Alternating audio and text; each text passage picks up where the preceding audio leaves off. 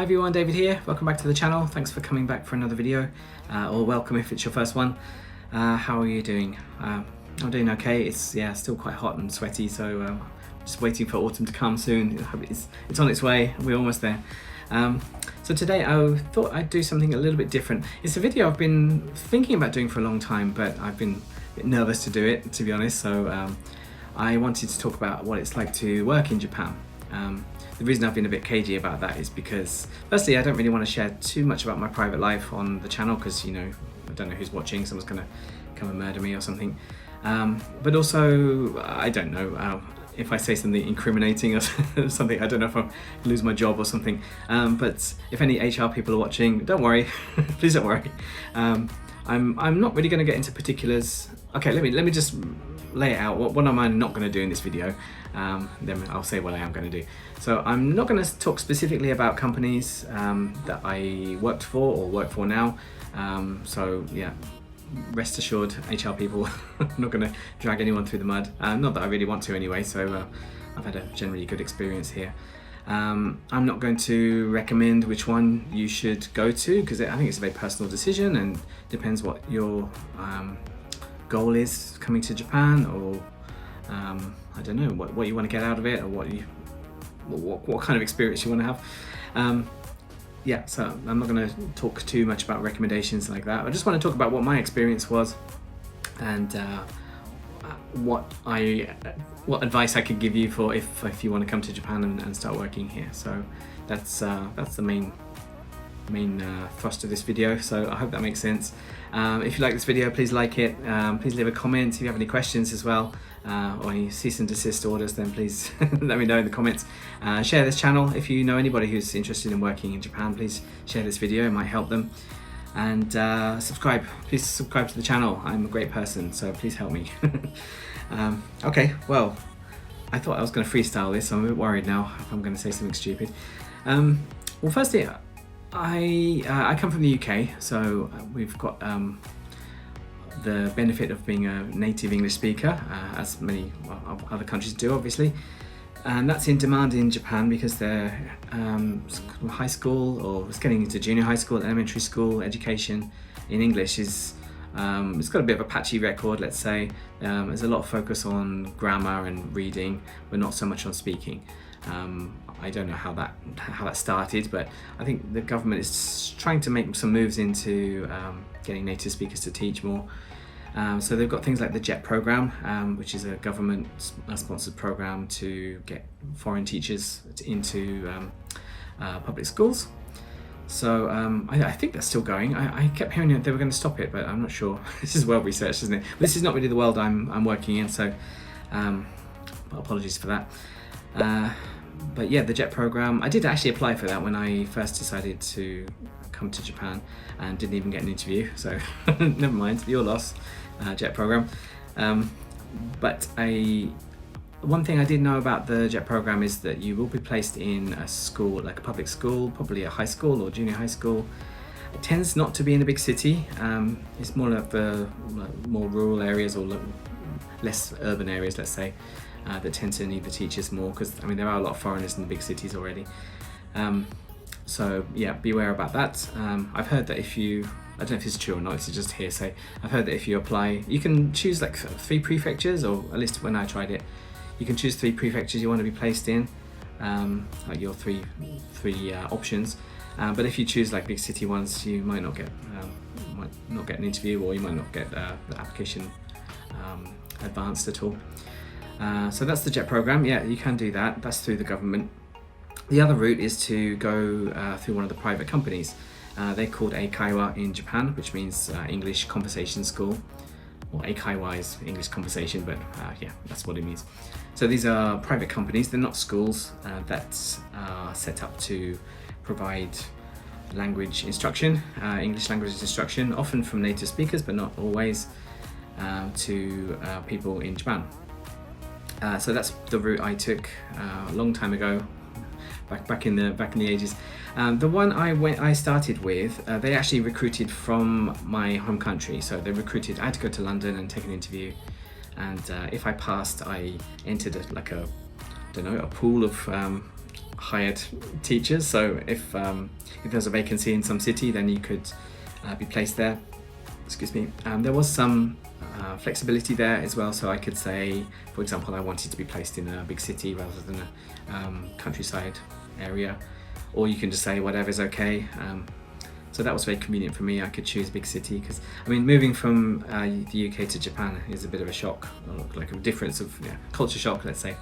So I thought living in a big city might be a bit more, a bit easier to get into. So that was good for me. So some of these Eikaiwa recruit from outside the country, exclusively outside the country. But other ones, they recruit from inside. Actually, the one I'm working for now recruited from Japan, so people with visas already can do that. Because that is another big problem, getting a visa. Well, I'm going to say a problem, but the ones that recruit from outside the company usually, well, I think all of them give you some visa support, especially if you're a full-time worker.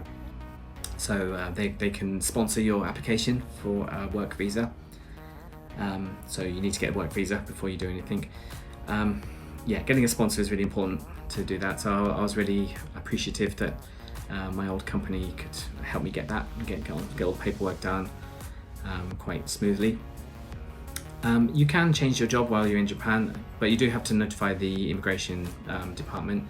And usually the work visas foreign people get, especially for Eikaiwa, will be quite specific.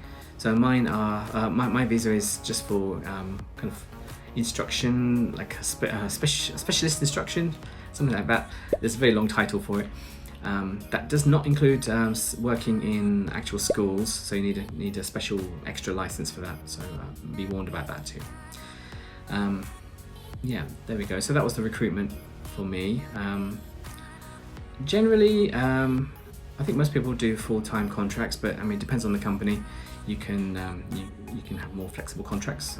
I took the advantage of that when I moved to this my current job, so that was good for me at the time. As for the lessons themselves, you don't really get a lot of training because you're a native speaker. So if you are going to teach in a foreign country, of course, try and brush your grammar up. We don't need any specific qualifications apart from being a native, but it would be good if you kind of get your head around some grammar. How are you going to explain some of the grammar as well? That's one thing I learned in my first year, was some of the advanced grammar that you just take for granted, you just use it because you're a native. Being able to understand it to a level where you can explain it, that's another challenge altogether. What are the rules really, the unspoken rules that we don't really think about. So definitely give that a try. As for the working style, it really depends on the company. Some companies are a bit more flexible for the workers, some are more like a Japanese company, which is a bit more all hands on deck kind of teamwork based. And you know, those approaches have different benefits and disadvantages, so do your research, please. The thing I would avoid doing is going in there coming to Japan thinking this is going to be like a working holiday. You can just have a bit of a laugh and not really care about the job that much. It's too easy, because not taking it seriously, the staff will probably not take you seriously. Then they might think you're a bit of a slacker, and that's when people tend to have problems with the Japanese staff. I've not really had problems, to be honest. I'm a quite easygoing professional guy, so I don't know if people are going to be commenting like no. Be professional. This is not a working holiday. You're not going to Australia picking vegetables or whatever. This is work. So if you just come out of college, then just prepare yourself. We have to work hard. They tend to be quite lenient on the foreign teachers, I'd say, in terms of like overtime, things like that. You might have the image of Japanese workers working late nights, overtime, really hard schedules. I think in my experience the foreign teachers are mostly spared from that. You might have to work a couple of extra minutes in your break time just to talk to the staff about particular students or things like that. But it's not a big deal really. If you can just go along with it, then it's fine. If you're sitting there with a contract saying no, then you're going to run into trouble, I think. So be professional. That's my big tip. What else? So we talked about visas already. Visas, we tend to get a 3-year visa when you enter the country. Excuse me. So we do have to get those renewed every so often. So hopefully you get some help from your school to do that, but you might have to go to the immigration by yourself and work it out. But usually the Japanese staff will give you a bit of guidance at least, because they're fairly well practiced in this sort of business. As for accommodation, that depends on the company too. My first one, they hired me straight from my country, so they actually set me up with an apartment. I paid for, well, honestly speaking, most of the rent. They organised the contract and things like that, and I couldn't move, I couldn't choose, so I've just had to kind of accept what I'm given there, which I didn't know any better at the time, so that was fine for me. But other companies, you don't feel so restricted like that, but you also have to organise it all yourself, which might be quite a big deal when you're joining, especially if you don't know Japanese well. So yeah, be careful about that. I really appreciated being able to just go into an apartment when I joined, and generally being able to set up quite easily, set up a bank account, do all the paperwork. You have to go to the district ward office, things like that. So that does suited me at the time, definitely. Actually, getting on to that, how much Japanese do you need to know? That varies. Of course, living in a foreign country, it's beneficial to know something about how to communicate. But you don't need to be an expert or anything to come to Japan, especially if you're working in an English conversation school, because well, you're going to speak in English most of the time.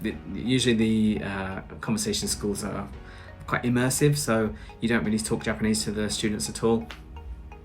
Again, that depends, probably depends on the case, but my experience, most of you don't need to, and most of the staff could communicate with the foreign teachers because that's their usual pattern.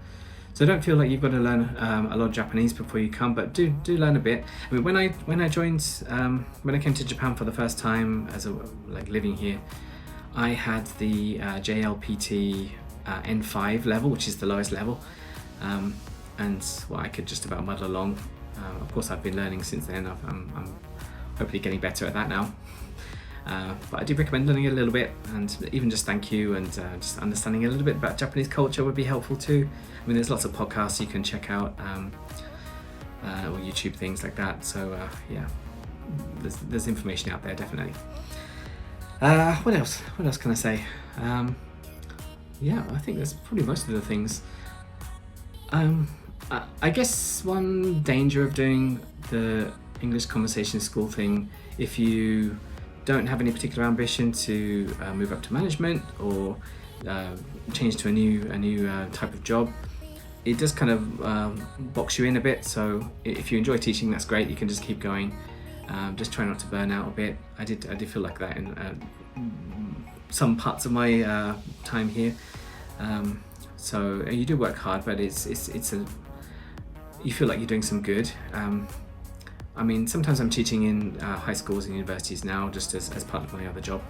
But yeah, you're helping people learning another language. You're making communication. It is a very kind of addictive feeling. You feel like you're helping people. That's good. Hopefully, I'm helping people, and I've made a lot of friends along the way too. Socializing, again, that depends on the company. One company encourages it as long as it's kind of in the spirit of building international connection and not secretly dating, things like that. And some people, well, some companies, yeah, they don't really recommend that at all. They advise, don't do that. Please don't make relationships with your customers, because that could obviously affect business. So okay, so please read the rules, listen to the contract, all those things. So yeah, so you can definitely make friends through the system, whether it's with your staff or with your students, depending on the company. So yeah, it's nice for me. I had a really good experience. I've been here 9 years now, getting on for 10. Yeah, of course, everyone has ups and downs. That's part of life, I guess. So people are friendly if you want to help them, and if you act professionally to them, they're going to act professionally to you. I think that's true. If you're searching on YouTube about the truth about Eikaiwa, then you're definitely going to find some horror stories. That really kind of shook me up a little bit when I was applying. But just remember, when people give their opinions about their experience, it's either because it was really good or because it was really bad, and that's going to get more YouTube clicks. So just take things with a pinch of salt. Sometimes the teacher's the problem. I have to say that. And sometimes, you know, the whole chemistry is not good, so you know, that happens sometimes. I can't say that I've had that experience myself. I've had a very, very good time here, and hopefully that's going to continue. Okay, I think that's all really. So yeah, I guess that's said my bit. Yeah, give it a try.